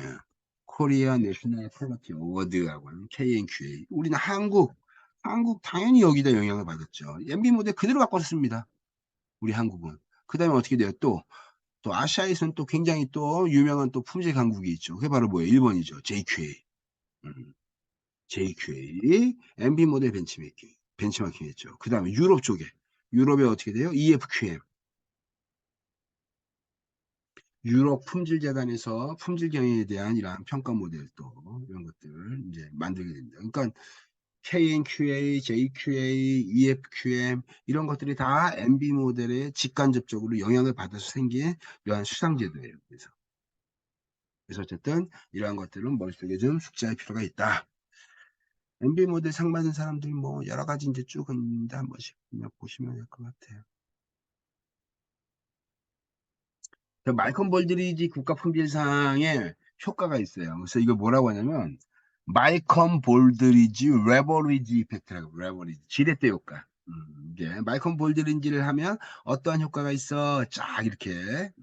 이게 그래서 이거 되게 재밌습니다, 이거. 이게 이 말콤 볼드리지 효과에 대해서 그러니까 GM이라고 하는 회사를 한번 볼게요. GM이라고 하는 회사가 있는데 이 GM이라고 하는 회사는 이게 대밍상도 도전했고 그다음에 MB상도 도전했고 그다음에 MB상도 도전하고 유럽 품질 재단의 EFQM까지도 인제 그 도전해 가지고 이제 다양한 형태의 이 메달을 따기 인제 그 수상하기 위해서 도전하는 거예요. 그래서 이제 비난도 많이 받았어요. 그러면서 이 마케팅 부사장하고 인제 인터뷰를 하는데 마케팅 부사장한테 이렇게 했습니다. "왜 또 품질 메달을 따려고 이렇게 도전하십니까?" 이렇게 얘기했더니 마케팅 부사장이 뭐라고 얘기하냐면 이렇게 얘기했어요. 어. 우리가 단순하게 품질 경영에 메달을 따고 수상을 하려고 우리는 준비한 게 아니다. 이게 그건 오해 없기 바란다. 그러면서 아주 완곡하게 얘기하는 거예요. 이게 그러면서 뭐라고 얘기했냐면 이렇게 얘기하죠. "우리 회사가 발전하는 길이 품질상을 도전하는 그 과정에서 발전하기 때문에 우리는 도전한다." 바꿔 얘기하면 상 받기 위해서 도전하는 것이 아니라 우리의 기업이 발전하는 방법이 품질상을 도전하는 그 과정에서 나오기 때문에 우리는 지속적으로 계속 품질상을 도전하면서 우리가 발전하고 있습니다라는 거를 얘기하고 있는 거예요. 이게.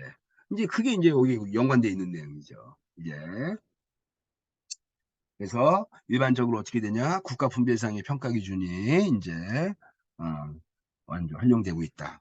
제일 첫 번째는 일반적으로 어떻게 되냐? 자기 기업의 품질 프로그램이 효과적으로 실행되고 있는지를 평가하는 평가 도구로서 이제 MBNQA를 보는 거예요. 아, 우리가 얼마만큼 품질을 전략적 도구로 조직 내에서 활용하고 있냐? 전반적인 수준 평가하게 되고, 두 번째, TQM 프로그램을 만들어가지고 실행할 수 있습니다. 자사만의 TQM 프로그램을 운영해가지고 만들어서 실행할 수 있고, 이게, 그다음 셋째는 이제 바로 뭐냐면, 공급자라든지 동업자하고 좀 더 원활한 의사소통이 이제 가능하게 되고, 뭐 작업자 교육 훈련이라든지 뭐 이런 여러 가지 것들, 이런 것들은 이제 지속적으로 조직이 발전하게 되는 하나의 동력이 되는 거죠. 그래서 어쨌든 뒷부분에 있는 것들도 한 번씩 보면 크게 이제 문제가 없을 것 같습니다.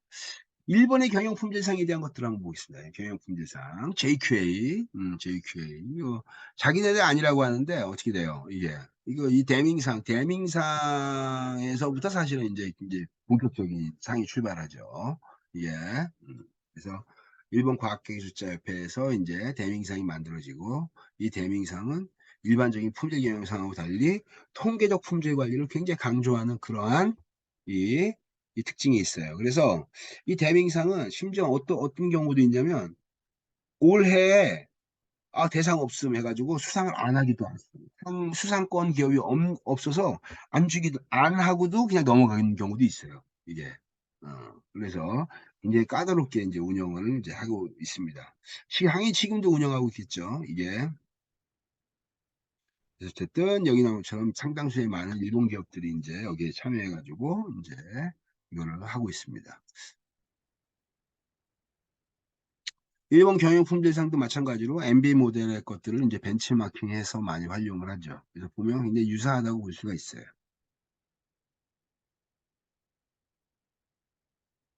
그다음에 JQA라고 하는 이제 일본의 경영품질상, 이제 대명상부터 시작한 이제 그러한 특징인데, 여기 한번 보세요. 경영간부의 리더십, 사회적 책임, 대응, 전략의 책임과 전개 쭉 해가지고 천점만점인데 이거 잘 한번 보시면요. 이러면 어때요? 7가지 카테고리를 갖고 있는 MB 모델의 상당수가 거의 일치하고 있어요. 유사합니다. 거의 이게. 근데 일반 사람들은 전혀 어때요?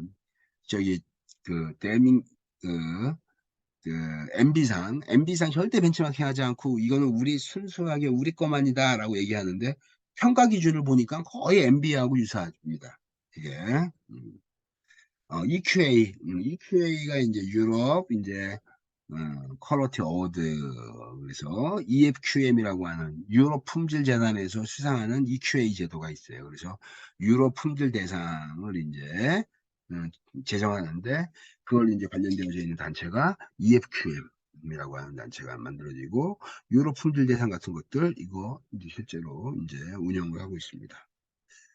여기도 마찬가지로 어떻게 되냐? MB 모델 벤치마킹에서 상당수의 많은 기업들이 MB 모델 벤치마킹 해가지고 활용하고 있다. 그래서 EFQM의 특징은요, MB하고요, 명확하게 구분된 특징이 몇 가지 있어요. 요거는 시험에 잘 나옵니다. 그죠? 이게. 그래서 일단 포상 부분은 대기업 파트, 그 다음에 사업부, 공공기관, 중소기업 이런 형태로 이제 다양한 형태로 세분화돼가지고 이제 포상을 하고 있고요. 보겠습니다. 리더십 3요소, 성과 3요소, 그 다음에 품질 측정 및 개선을 위한 지식 경영에 관련된 것도 7가지 카테고리인데 얘를 한번 보세요. 여기는 리더십에서 방침과 전략적 방침, 목표성과 어떻게 돼요? 그거에 관련된 전략이 무엇이야? 그다음에 인적 자원 관리, 파트너십과 자원. 이것들이 우리 앞에서 배웠던 리더십에 대한 특성하고 연결되어 있는 거예요. 그다음에 중간에 프로세스가 있고 그다음에 어떻게 돼요? 고객 성과, 인적 자원 성과, 사회적 성과 이것들 묶어가지고 이제 뭐냐 사업 성과에 관련된 특징까지도 이제 여기다 반영을 하게 되겠죠. 이러한 성과들이 결합돼서 사업 성과가 나온다고 보는 거예요. 이게 그래서 여기는 이제 뭐냐면 과정 지표 이만큼, 과정 지표 이만큼 50%, 결과 지표 50% 이렇게 해가지고 실제로 어떻게 되냐? 과정과 결과라고 하는 측면에서의 특징이 명확하게 구분됩니다. 이렇게. 예. 그래서 기존에 있던 EFQM 기존에 있던 MBNQA를 벤치마킹한 EFQM은 어떻게 되냐? 실질적으로 약간 이러한 과정과 결과에 대한 프로세스 특성을 고도화시켰다는 측면에서 차이점이 명확하다. 그래서 여기 나오는 것처럼 여기 한번 되게 중요한 거 한번 매주 하나 보고 꼽아볼까요? 맨 끝에 좀 보세요, 여러분들.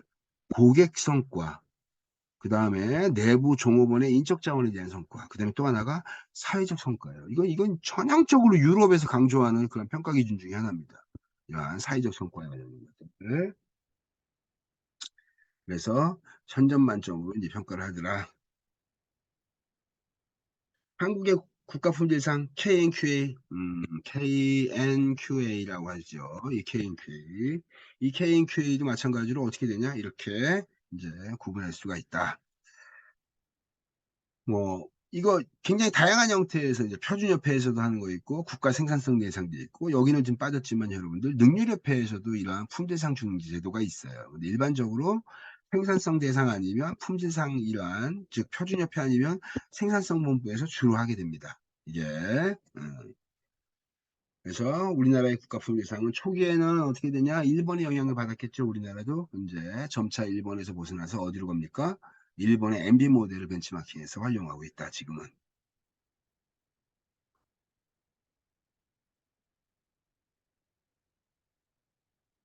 그래서 여기 나온 것처럼 저기 부문이 어떻게 되고 뭐 국가품질 대상이 있고 경영상이 있고 혁신상이 있고 뭐 이렇게 그래서 전체 KNQA에 대한 특성들도 쭉 보면 이제 어떻게 돼요?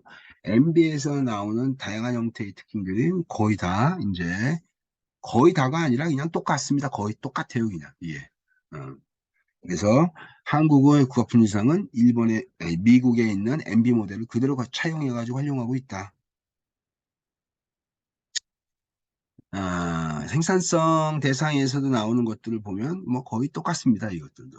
뒤에 있는 것들도. 그래서 어쨌든 쭉 각국의 이제 이러한 형태 뭐 품대상 제도 같은 것들이 좀 나와 있는데 그러한 각각의 특징에 대한 것들을 좀 주로 정리를 좀 간단하게 하시면 될 것 같아요. 특히 어떤 거 중요하게 봐야 된다? EFQM. EFQM은 기존의 품대상 제도하고 굉장히 차별적인 가치를 제공하고 있는 어, 사회적 성과라든지 사회적 참여라든지 이런 것들에 대한 것들이 일정 부분 어떻게 돼요? 평가 기준으로 나와 있어요. 이게 그래서 MBNQA, EFQM, JQA, KNQA 이런 것들에 대한 분배상의 특징들은 잘 정리했으면 좋을 것 같습니다. 어쨌든 우리 여러분들 앞에서 2장에 나왔던 거 품질상하고 관련된 것들은 이런 형태로 해서 전체 정리가 좀 됐습니다.